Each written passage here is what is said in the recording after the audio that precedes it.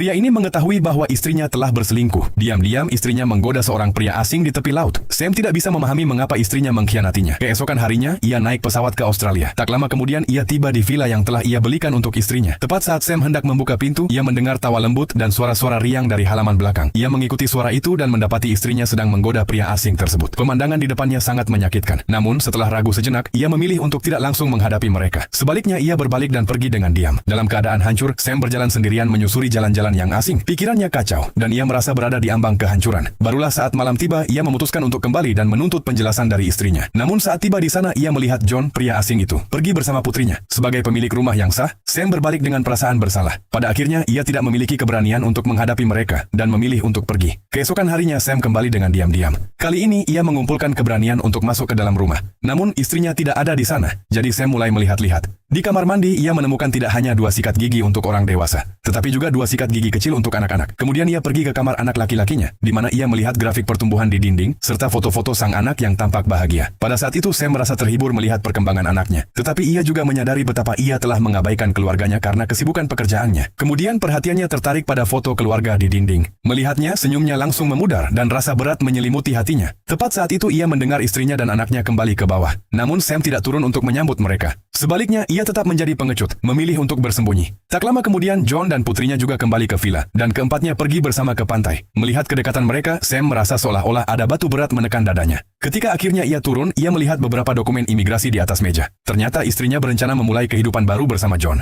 Sam mengikuti mereka ke pantai, di mana mereka bermain dengan riang di pasir. Tampak seperti keluarga bahagia. Namun, hati Sam tetap dipenuhi rasa dendam. Ia mulai menyelidiki masa lalu John. Yang mengejutkan, Sam menemukan bahwa John hanyalah seorang pekerja konstruksi biasa dengan sumber daya ekonomi jauh lebih sedikit darinya. Hal ini membuat Sam bingung, mengapa istrinya jatuh cinta pada orang seperti dia. Kemudian, Sam mengikuti John ke rumah sakit. Ternyata John memiliki istri yang telah terbaring sakit selama bertahun-tahun. Sam semakin bingung. Setelah John pergi, Sam masuk ke kamar rumah sakit dan memberitahu wanita sakit itu tentang perselingkuhan suaminya. Ia berharap wanita itu akan marah. Tetapi sebaliknya, wanita itu dengan tenang berkata bahwa ia sudah lama tahu, dan bahkan senang bahwa suaminya jatuh cinta pada wanita lain. Ia menjelaskan bahwa ia telah lumpuh selama 6 tahun, dan suaminya harus menghidupi putri mereka sambil membayar biaya pengobatannya. Ia merasa sangat bersalah, dan ketika mendengar bahwa John telah menemukan orang lain, ia dengan tulus berharap dia dan putrinya akan bahagia. Kata-katanya sangat menyentuh hati Sam, membuatnya bertanya-tanya apakah justru dia yang menghalangi kebahagiaan istrinya. Dengan tekad untuk mengucapkan selamat tinggal terakhirnya, Sam kembali ke rumah hanya untuk menemukan pintunya terbuka lebar. Saat masuk, ia menemukan suasana kacau dan rasa takut menyelimuti dirinya. Ia mendekati seorang wanita tua di jalan untuk bertanya apa yang telah terjadi. Wanita itu memberitahunya bahwa John telah membawa seorang anak ke rumah sakit.